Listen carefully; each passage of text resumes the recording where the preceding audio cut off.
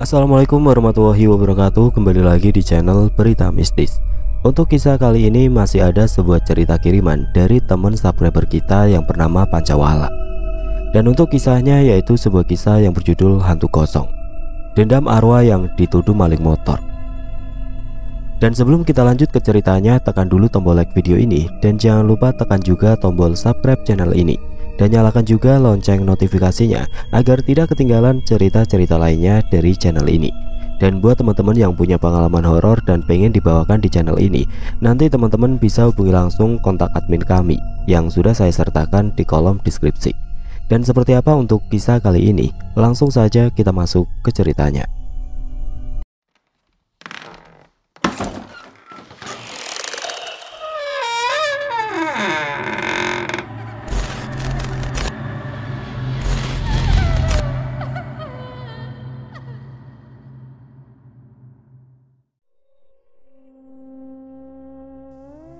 Cerita diangkat dari kisah nyata. Bakar, bakar, bakar! Teriak para warga yang sudah emosi. Tidak lama berselang seseorang dari warga menyalakan korek api yang sebelumnya diguyur minyak bensin. Teriakan yang amat pilu terdengar begitu nyaring. Di tahun 2022, perkenalkan, namaku Rianto. Aku adalah seorang guru honorer yang mengajar di salah satu SD di sebuah desa di Jawa Tengah. Aku mengajar sudah 7 tahun lamanya. Aku sudah berkeluarga. Aku punya 1 orang istri dan 1 anak perempuan, Indri namanya. Kini usianya 5 tahun. Namun naas, kejadian menimpa aku saat usia Indri menginjak 3 tahun. Ibunya meninggal karena penyakit kanker yang dideritanya. Kini hanya ibukulah yang merawat Indri. Tok tok tok. Terdengar ada yang mengetuk-ngetuk pintu kamar. "Tok, Yanto, bangun, sudah siang," ucap ibuku. Lantas aku bangun dari tidur. Jam setengah 7. Bergegas aku keluar kamar, lalu menuju kamar mandi. Selesai aku mandi, terlihat nasi goreng dan teh manis hangat tersaji di meja makan. "Ayo, kita sarapan bareng." Bergegas aku menghampiri meja makan. Terlihat ibu sudah duduk di meja makan sambil menyantap nasi goreng sarapan pagi. "Bu, Indri sudah bangun?" "Belum, Tok. Dia masih tidur pulas." "Tok, kapan Indri bisa masuk sekolah?" "Nanti, Bu, kalau usianya sudah 7 tahun." "Kok bisa begitu?" ucap ibuku heran. "Iya, Bu, nanti kalau sudah lulus SD, hendak masuk ke SMP. Pihak SMP nggak akan nerima, soalnya belum cukup umur," jelasku pada ibu. Singkat cerita, aku pun selesai dan siap berangkat mengajar. Kucium punggung tangan ibu. "Bu, Yanto berangkat dulu." "Iya, hati-hati, Tok." "Titip Indri, Bu," ucapku lagi, lalu aku beri uang 30.000 kepada ibu. "Ini buat jajan Indri." Kulaju sepeda motor Suprafit yang setiap hari menemaniku pulang pergi mengajar di sekolah dasar. Udara pagi yang amat sejuk, hamparan sawah yang begitu luas dipandang mata, air mengalir di irigasi sungai sisi sawah di sepanjang perjalanan. Ya, jalan pedesaan yang setiap hari aku lalui pulang pergi mengajar di sekolah menuju SD tempatku mengajar. Singkat cerita, sampailah aku di tempat aku mengajar. "Pagi, Pak Yanto," salam dari beberapa guru yang menyapa. "Pagi juga." Kulihat anak-anak sudah pada datang ke sekolah. Mereka menungguku di kelas. Lalu aku masuk ke kelas tempatku mengajar. "Assalamualaikum." "Waalaikumsalam," ucap anak didikku serentak menjawab. "Pagi anak-anak." "Pagi Pak Guru." Singkat cerita, aku pun selesai mengajar. Bel berbunyi, tanda istirahat pun terdengar. Anak-anak berhamburan keluar untuk jajan. "Pak Yanto disuruh Pak Kepala Sekolah untuk menemui beliau di ruangan kantor," ucap salah satu guru menyampaikan. Bergegas aku untuk menemui Pak Kepala Sekolah. "Assalamualaikum." "Waalaikumsalam, silakan masuk," jawab Pak Kepala Sekolah mengizinkan aku masuk. Bergegas aku masuk.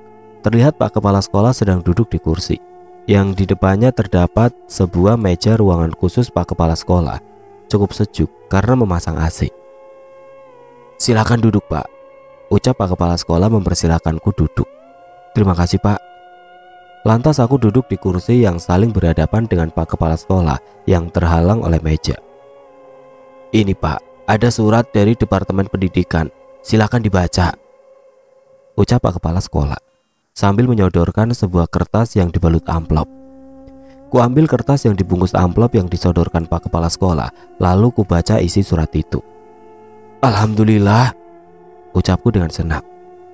Jadi saya diangkat jadi pegawai negeri Pak? Tanyaku pada Pak Kepala Sekolah. Iya Pak Yanto. Alhamdulillah, terima kasih Pak, jawabku dengan senang sambil menjabat tangannya. Tapi Pak Yanto, tapi apa Pak? Bapak dimutasikan dan ditugaskan mengajar di Kabupaten Wanakerta, Kecamatan Kertabumi, Desa Banyuasi, Kampung Sukajaya, Jawa. Maaf, nama tempat kabupaten kecamatan disamarkan untuk alasan privasi. Lanjut ke cerita. Kalau nggak salah itu daerah perkotaan dan dekat dengan kawasan industri. Iya betul. Nah, kalau Pak Yanto setuju, silakan tanda tangani yang dibawa surat ini.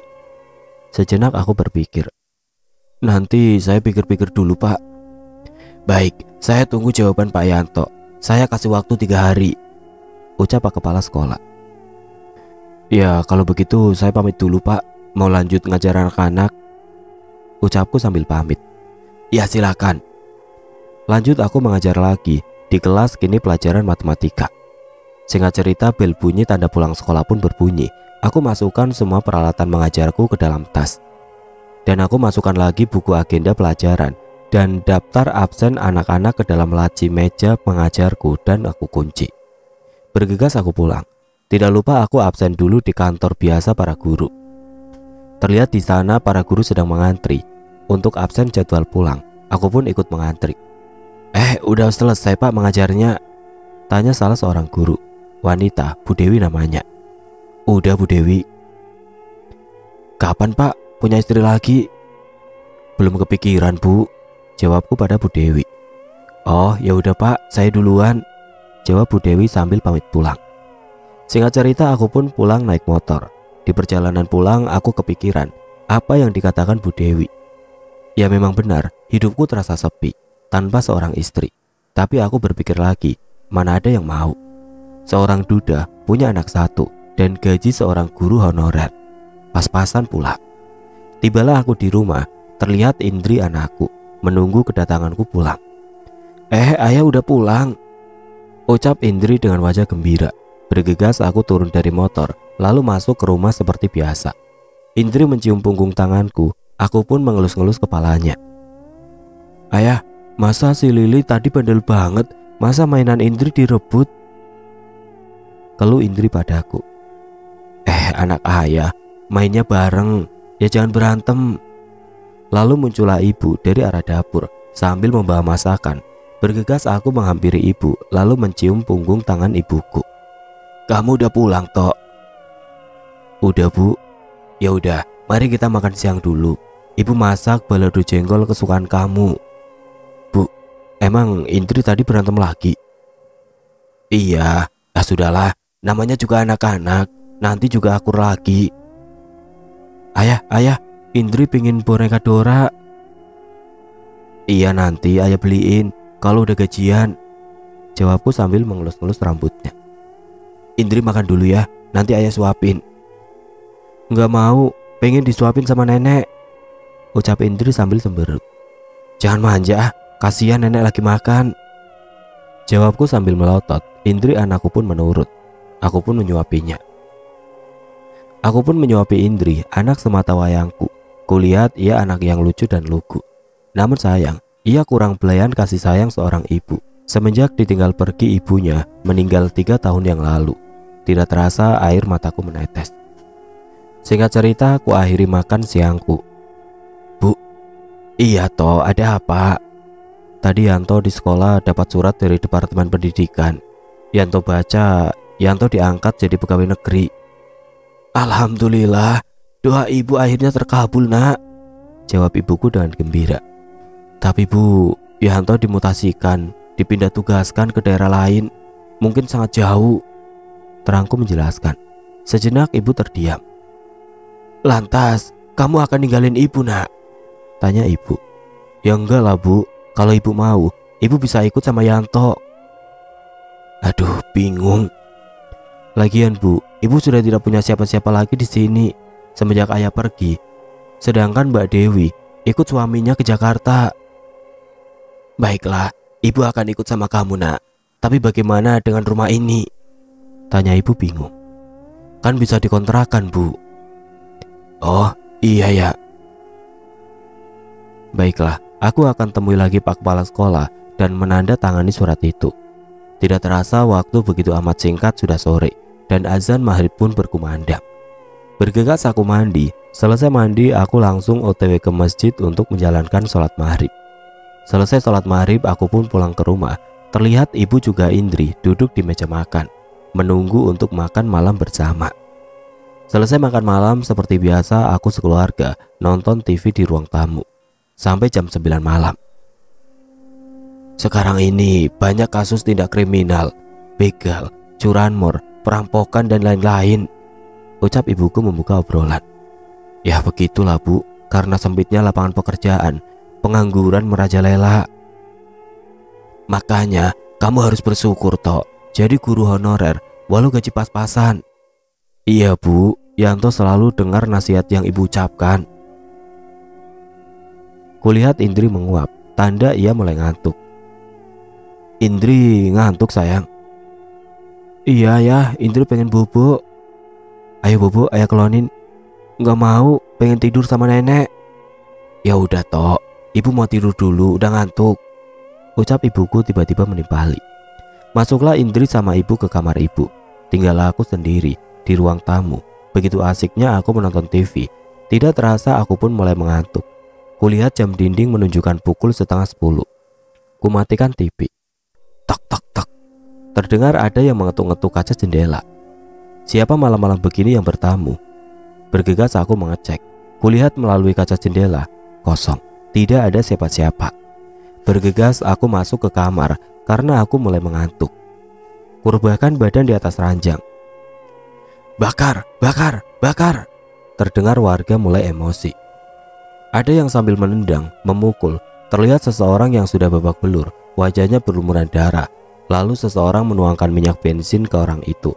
Dan salah satu warga menyalakan korek gas. Seketika api membakar orang itu, api yang sangat besar. Teriakan nyaring terdengar.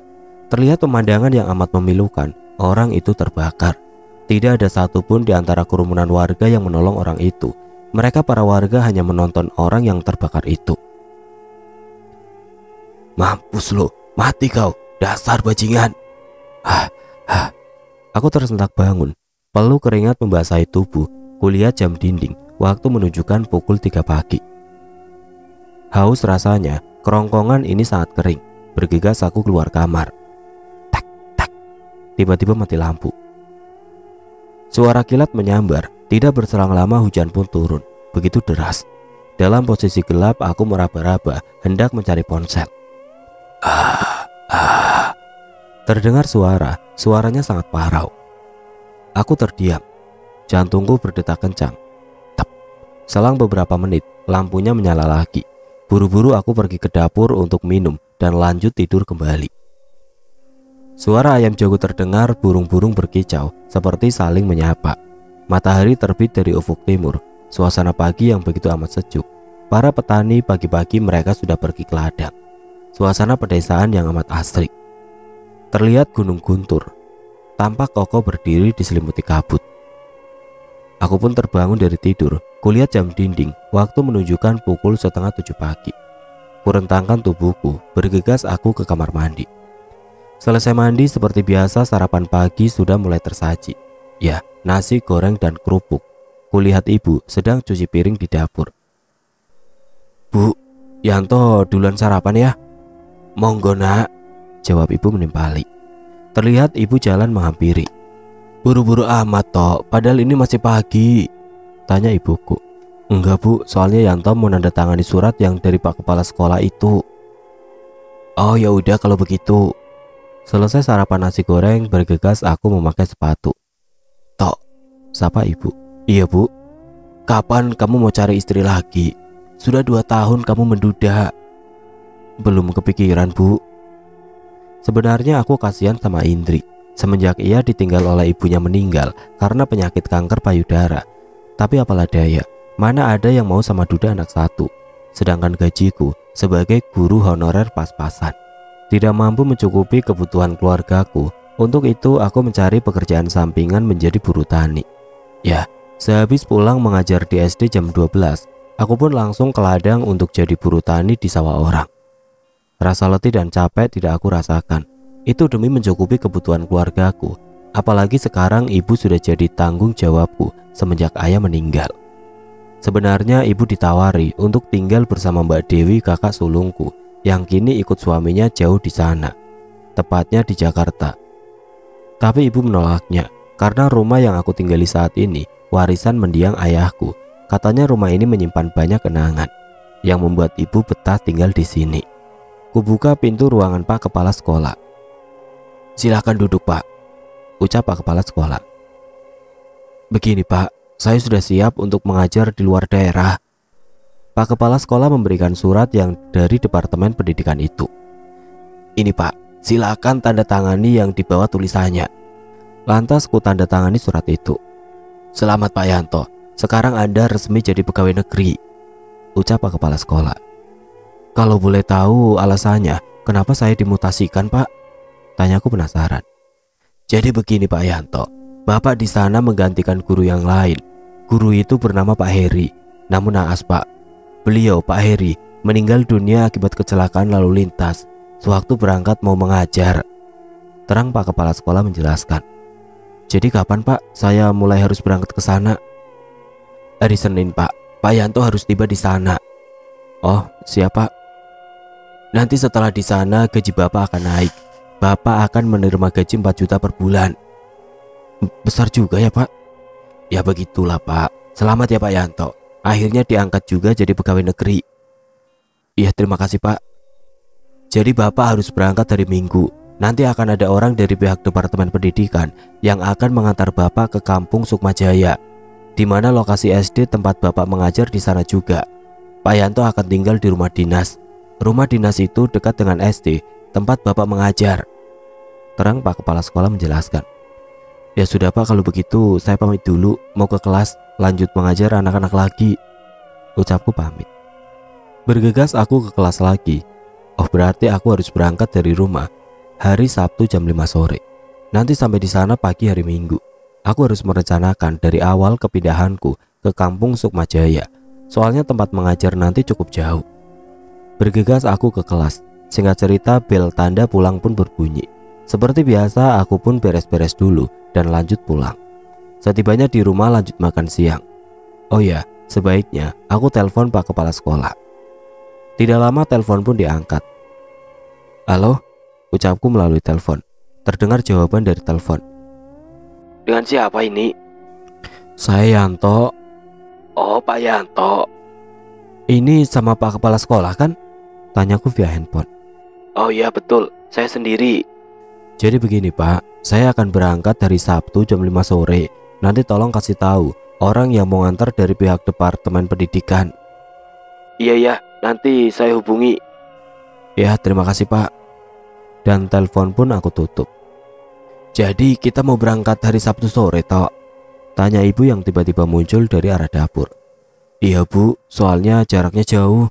Sedangkan Yanto harus bisa mengajar hari Senin," jelasku pada ibu. "Oh ya wes lah." Hari Sabtu pun tiba. Aku beserta ibu mengemas semua barang-barang dan siap pindah. Para tetangga bahu-membahu membantu menaikkan barang ke atas mobil truk yang sudah aku pesan. Para ibu-ibu tetangga pun berkumpul sedang mengobrol dengan ibuku hendak mengucapkan tanda perpisahan. "Selamat jalan ya Bu, moga betah di sana." "Iya Jeng Desi, terima kasih." Tidak lama mereka pun saling berpelukan. Lalu ibu-ibu yang lain mengucapkan salam perpisahan juga. Kemudian Bu Haji Ida datang bersama Pak Haji Sodikin mengucapkan selamat perpisahan. "Emang mau pindah kemana Nak Yanto?" tanya Pak Haji Sodikin. "Mau pindah keluar daerah Pak Haji, soalnya saya dapat tugas mengajar di sana," jelasku menerangkan. "Kalau boleh tahu di daerah mana?" "Di kampung Sukmajaya Pak Haji." Pak Haji Sodikin tampak kaget mendengar jawaban dari Rianto. soal kampung Sukmajaya. Ekspresi wajah Pak Haji Sodikin tampak ketakutan. Kenapa Haji Sodikin ketakutan saat ia mendengar kata kampung Sukmajaya?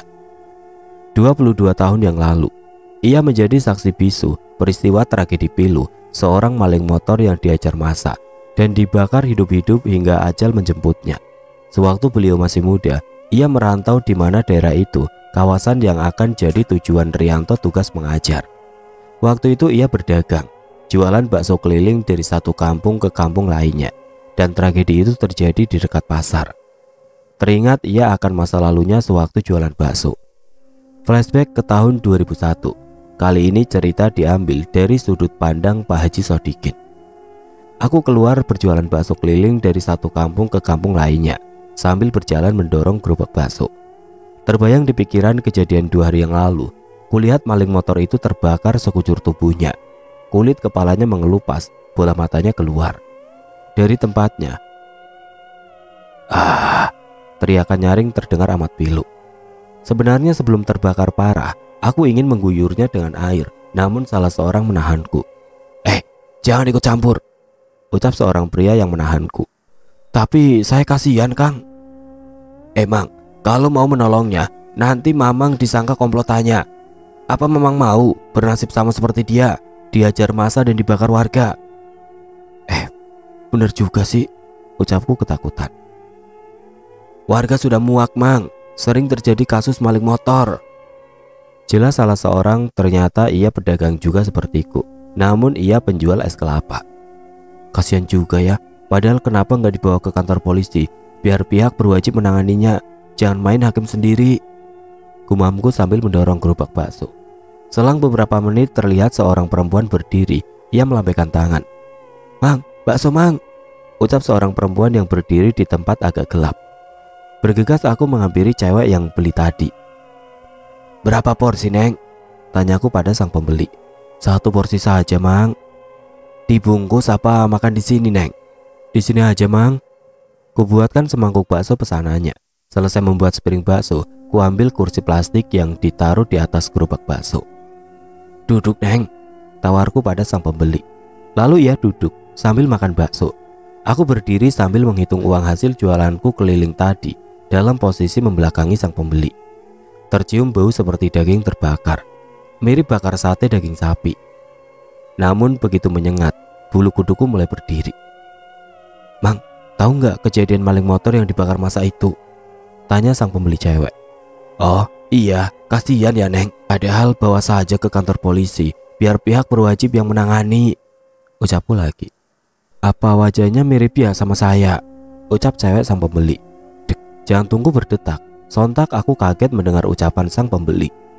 Jangan bercanda, Neng, ucapku menimpali. Kalau nggak percaya, lihat. Aku beranikan diri menengok. Ketika aku menengok, mataku terbelalak. Tubuhku bergetar. Terlihat sosok wanita itu berubah. Wajahnya hancur. Kulit tubuh dan kepalanya mengelupas. Bola matanya keluar, jatuh ke tanah. Aku pun pingsan seketika. Aku dibangunkan oleh salah satu warga. Katanya aku tergeletak pingsan dekat dengan kebun singkong. Kembali lagi ke tahun 2022. Pak, ucap Rianto sembari menepuk-nepuk punggung. Pak Haji Sodikin tersentak kaget. Lah kok malah melamun? Tanya Rianto. Tidak, Bapak jadi teringat waktu pindahan anak Bapak ke kota, ucap Pak Haji Sodikin berbohong. Sebenarnya Pak Haji Sodikin tahu kejadian dan tragedi itu, namun beliau enggan bercerita pada Rianto soal pengalamannya sewaktu merantau dulu. Ia takut mengganggu pikiran Yanto dan tidak semangat untuk tugasnya di kampung Sukmajaya yang jauh di sana. Selamat jalan ya Bu, ucap Bu Haji Ida. Oh iya, terima kasih Bu, jawab ibunya Rianto. Ini Bu, tolong diterima buat jajan di perjalanan, ucap Bu Haji Ida sambil memberikan uang lembaran 100.000. Oh jangan Bu, terima kasih, tolak ibunya Rianto. Namun Ibu Haji Ida memaksa. Iya terima kasih Bu. Akhirnya Ibu Rianto menerima uang itu. Mereka pun berpelukan sebagai tanda perpisahan. Terlihat mobil Kijang APV datang menuju rumah Rianto. Para tetangga pun tertuju melihat kedatangan mobil. Mobil pun berhenti tepat di pekarangan rumah Rianto. Tampak turun dari mobil 2 orang bapak-bapak. Bergegas Rianto menghampiri kedua orang bapak-bapak itu. Bapak-bapak ini yang dari Departemen Pendidikan ya? Tanya Rianto. Iya betul, ucap seorang bapak. Oh ya, silakan Pak, masuk dulu. Oh tidak, terima kasih, biar saya nunggu di sini. Kalau begitu biar saya ambil kursi. Bergegas Yanto mengambil 2 kursi plastik untuk duduk kedua tamu. Mereka pun memperkenalkan diri masing-masing. Perkenalkan, saya Heri dan ini Pak Iksan, sambil berjabat tangan. Kalau begitu biar Pak Rianto bersama anak dan ibu Pak Rianto ikut dengan mobil saya, ucap Pak Heri. Oh iya Pak, terima kasih, biar saya naik mobil truk saja, temani Pak sopir. Kalau begitu bagaimana kalau ibunya Pak Rianto sama anaknya ikut mobil saya? Oh iya, terima kasih Pak. Rianto menghampiri ibu dan anaknya Indri. Bu, Indri, panggil Rianto. Iya ya. Indri sama ibu ikut sama mobil Pak Heri. Gak mau ayah, Indri pengen sama ayah. Jangan membantah ayah, gertak Rianto pada Indri sambil melotot. Indri pun menangis. Lalu ibunya Rianto menghampiri Indri dan memeluknya. Indri sama nenek aja ya, kan ada nenek, ucap ibu Rianto. Peluk kasih sayang ibu Nuri pada cucunya begitu hangat. Indri dan Bu Nuri pun bergegas naik ke mobil Pak Heri. Semua barang-barang sudah dinaikkan. Akhirnya Rianto beserta keluarganya pindah ke kampung Sukmajaya nan jauh di sana untuk memenuhi tugas mengajar di sana. Mobil pun terus melaju meninggalkan desa Wonokerto. Desa begitu asri, desa di mana tempat tinggal Rianto dari sejak kecil sampai dewasa ia tinggali. Kini harus ditinggalkan demi tugas mengajar di kampung Sukmajaya. Hati kecil Bu Nuri berbicara. Sebenarnya berat untuk meninggalkan rumahnya, rumah yang menyimpan begitu banyak kenangan. Tapi apalah daya, ia harus ikut anaknya karena siapa yang akan mengasuh Indri cucu kesayangannya. Perjalanan yang amat panjang, kini mobil rombongan pindahan sampai di Cirebon. Sudah memasuki Provinsi Jawa Barat. Terlihat patung-patung Pangeran Diponegoro berdiri kokoh. Waktu menunjukkan pukul 9 malam. Bagaimana ini Pak? Apa sebaiknya kita istirahat dulu? Tanya Pak sopir pada Rianto. Oh baiklah Pak kalau begitu, jawab Rianto. Mobil truk pun menepi. Diikuti mobil Pak Heri yang dari Departemen Pendidikan yang dimana Indri dan Ibu Nuri naiki. Rombongan pindahan pun akhirnya istirahat di rest area di kota Cirebon. Tampak mereka semua turun lalu menghampiri warung yang ada di pinggir jalan. Tampak penjaga warung menyambut kedatangan rombongan pindahan Rianto. Monggo silahkan istirahat dulu, tawar si penjaga warung. Kali ini cerita diambil dari sudut pandang Pak Rianto. Perjalanan panjang dan amat melelahkan. Kini rombongan pun sudah tiba di kota Cirebon. 2 jam perjalanan kami dari Yogyakarta baru sampai di Cirebon pukul 9. Aku pun memutuskan beristirahat di rest area. Kami semua masuk ke sebuah warung. Di warung itu menyediakan berbagai makanan. Di antaranya pecel ayam, pop mie, kopi susu, es teh manis. Aku pun duduk di kursi beserta rombongan yang lain. Mbak, saya pesan pecel ayam sama es teh manis juga nasinya, ucapku memesan makanan. Oh iya mas, jawab si mbak pelayan sambil mencatat apa yang dipesanku. Saya juga sama mbak, ucap ibu. Indri pengen apa? Tawarku pada Indri. Aku pengen pop mie ayah. Jangan. Ya udah sama saja, pecel ayam sama nasi. Saya kopi hitam sama rokok Samsu 1 bungkus, ucap Pak Rohim sopir truk. Loh, apa nggak sekalian makan Pak? Tanyaku pada Pak Rohim. Tadi sebelum saya berangkat, saya sudah makan mas, di rumah bareng istri, ucap Pak Rohim menjelaskan. Ya wis. Saya pesan pop mie 2 dan es teh manisnya juga 2 mbak, ucap Pak Heri yang bareng sama Pak Iksan. Oh iya, tunggu sebentar ya. Bergegaslah pelayan warung itu pergi untuk menyiapkan makanan yang dipesan. Masih jauh kah perjalanannya? Ucapku membuka obrolan. Mungkin sekitar jam 3 atau 4 subuh Pak, kita sampai ke tempat tujuan, jawab Pak Rohim, sopir truk. Oh begitu. Terlihat Pak Heri dan Pak Iksan mengobrol. Entah apa yang mereka bicarakan. Sudahlah, itu urusan mereka. Lagian tidak baik menguping obrolan orang lain. Mungkin sekitar 15 menit makanan pun sudah datang. Bau sangat enak yang mengundang selera makan. Ya, kebetulan memang perutku sudah lapar. Makanan pesanan pun disajikan di meja. Tidak berselang lama, kami semua pun menyantap makanan. Sungguh enak makanan ini. Selesai makan pecel ayam, tidak lupa aku minum es. Tentu penasaran apa yang dibicarakan oleh Pak Heri dan Pak Iksan agar tidak terlewat kita ungkap. Di sini, saat mereka di warung rest area yang saat ini posisinya jauh dengan Rianto, walau mereka satu rombongan pindahan. Ya, Pak Heri dan Pak Iksan adalah orang-orang yang disuruh atasannya untuk mengantar Rianto tugas mengajar di kampung Sukmajaya. Bisa dibilang mereka petugas dari Departemen Pendidikan yang saat ini mengantar Rianto. Apa benar kita akan menuju tempat itu? Tanya Pak Iksan. Iya betul Pak Iksan, jawab Pak Heri. Tampak terlihat ekspresi wajah Pak Iksan cemas. Loh, memang ada apa Pak? Tanya Pak Heri dengan heran. Bapak kenal dengan Pak Ridwan? Tanya Pak Iksan. Iya saya kenal beliau, kakak ipar sampean yang polisi itu kan? Iya betul. Jadi begini Pak, beliau itu ditugaskan di Kapolsek. Sampai saat ini ia masih bertugas di sana. Ia bercerita pada saya, terang Pak Iksan menjelaskan. Flashback ke tahun 2002. Kali ini cerita diambil dari sudut pandang Pak Ridwan, kakak ipar Pak Iksan. Waktu itu aku bertugas seperti biasa. Aku datang ke kantor. Sekitar jam 3 sore datang 2 orang bapak-bapak ke kantor dengan tergesa-gesa. Kedua orang bapak-bapak itu melapor. Tolong Pak, ada seorang maling motor yang diamuk massa di pasar, hendak mau dibakar, ucap salah seorang bapak menjelaskan. Sontak aku kaget menerima laporan ini. Nanti saya dengan tim akan ke TKP, terangku menjelaskan. Kalau begitu saya pamit Pak, ucap salah seorang bapak. Bergegas aku dengan tim menuju TKP. Singkat cerita aku pun sampai di TKP. Namun sayang, tim kami terlambat menangani di tengah guyuran hujan. Terlihat seorang pria dengan seluruh badan hangus gosong terbakar. Namun aku perhatikan, ia masih bernapas. Tolong telepon pihak rumah sakit, datangkan mobil ambulan. Sepertinya korban masih bisa ditolong, perintahku pada polisi yang lain. Polisi yang lain pun menelpon pihak rumah sakit agar mendatangkan mobil ambulan. Aku berjalan menghampiri korban yang terkapar. Ia mengerang menahan sakit. Bersabarlah Kang, saya akan membawamu ke rumah sakit, ucapku pada pria yang terkapar itu. Aku tidak ikhlas, ucap pria yang terkapar itu. Tidak berselang lama ia menghembuskan nafas terakhir. Innalillahi wa inna ilaihi rajiun. Lapor Pak, korban telah meninggal, ucap salah seorang polisi. Saya dan tim polisi yang lain mencoba mengorek informasi kepada orang-orang di sekitar pasar. Namun semuanya bungkam.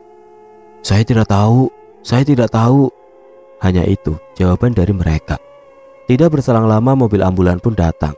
Mayat pun kemudian dinaikkan ke dalam mobil. Secepatnya kabari saya jika hasil otopsi dan identifikasi sudah beres, ucapku pada kedua orang petugas rumah sakit.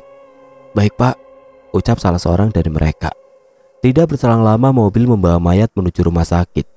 Saya dan tim polisi yang lain pun bergegas kembali ke kantor. Bu Rizka adalah istri dari Pak Ridwan. Ya, beliau kakak perempuan Pak Iksan. Waktu itu di hari Kamis, hujan begitu amat deras. Sekitar jam 6:30 sehabis maghrib. Tak, tak. Pintu rumah diketuk. Bu Rizka membuka pintu. Tampak suaminya Pak Ridwan pulang. Namun ada yang aneh dengan Pak Ridwan. Wajahnya tampak pucat pasi. Ditambah dengan keadaan basah kuyup. Bu Rizka pun bertanya, "Loh Mas, kenapa? Mas sakit?" Namun Pak Ridwan tidak menjawab. "Ya sudah, mandi dulu sana," perintah Bu Rizka. Pak Ridwan pun berjalan dengan wajah datar dan tatapan yang kosong. Tiba-tiba telepon rumah berdering. Bu Rizka bergegas mengangkat telepon. "Maaf, ini siapa?" tanya Bu Rizka via telepon. "Halo Dek, ini si Mas, cuma mau ngasih kabar. Mas pulang agak malam," jawab Pak Ridwan via telepon. Dek. Sontak Ibu Rizka pun kaget. Ia tampak ketakutan. Lalu siapa sosok yang tadi pulang? Bu Rizka tahu sosok yang tadi menyerupai Pak Ridwan masuk ke kamar mandi. Namun tidak terdengar aktivitas mandi. Tercium bau yang amat pekat. Bau itu seperti bau daging yang dibakar. Antara takut dan penasaran, Bu Rizka mencoba membuka pintu kamar mandi. Krak!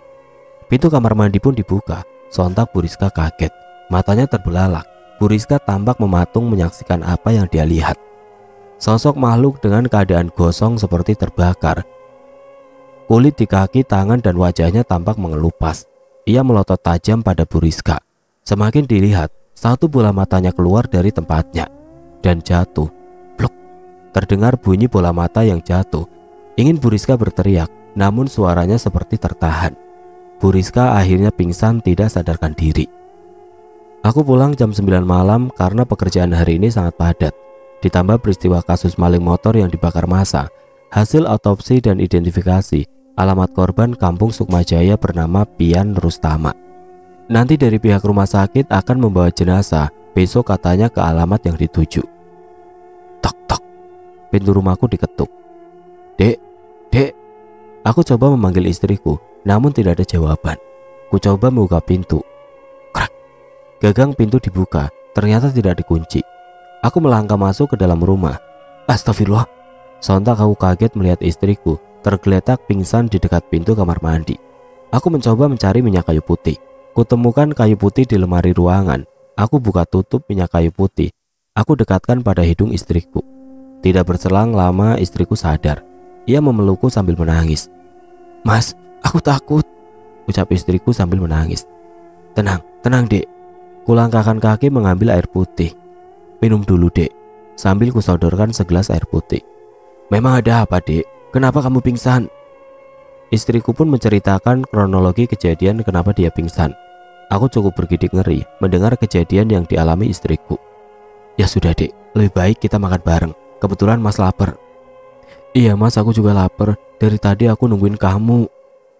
Singkat cerita, setelah selesai makan malam bareng istri, seperti biasa aku menonton TV yang ada di ruang tamu.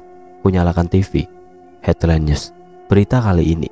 Seorang maling motor tewas dihajar massa, dan lebih tragisnya lagi, warga membakar maling motor itu. Terlihat reporter mewawancarai seorang polisi. Sungguh sangat disayangkan, para warga sudah bertindak main hakim sendiri. Negara kita negara hukum. Biarkan pihak yang berwajib menangani kasus ini, ucap Pak Polisi yang diwawancarai. Aku mulai mengantuk, kumatikan TV, ku masuk ke dalam kamar, kulihat istriku tertidur pulas, kurebahkan badan di samping istriku. Kabut menyelimuti pandangan, ku coba meraba-raba. Setiap tempat, perlahan kabut itu menipis dan terlihat sebuah pasar. Ini pasar, gumamku dalam hati. Namun tidak ada satu orang manusia. Sepi, hanya aku sendiri. Kulangkahkan kaki ini. Dalam beberapa langkah, terlihat seorang pria terkapar di tengah pasar.